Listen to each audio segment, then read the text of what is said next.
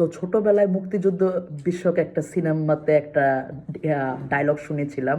ওই ডায়লগটা হচ্ছে যে এক দফা এক দাবি হাঁসের মাংস বুনা খিচুড়ি।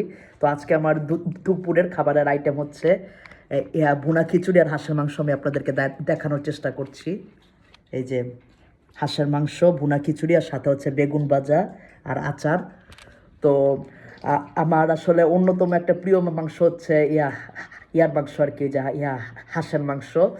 তো মানে আর কি গরুর মাংস হচ্ছে সবচেয়ে বেশি প্রিয়, তারপরে হচ্ছে হাঁসের মাংস প্রিয় আর কি।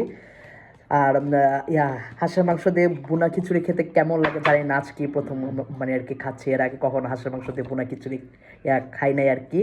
তো হাঁসের মাংস দিয়ে কেউ যদি ভুনা খিচুড়ি খেয়ে থাকে তাহলে কমেন্ট বক্সে জানান যে সাদা ভাত দিয়ে হাঁসের মাংস মজা নাকি ভুনা খিচুড়ি দিয়ে হাঁসের মাংস মজা, সেটা একটু কমেন্ট বক্সে জানান। ধন্যবাদ।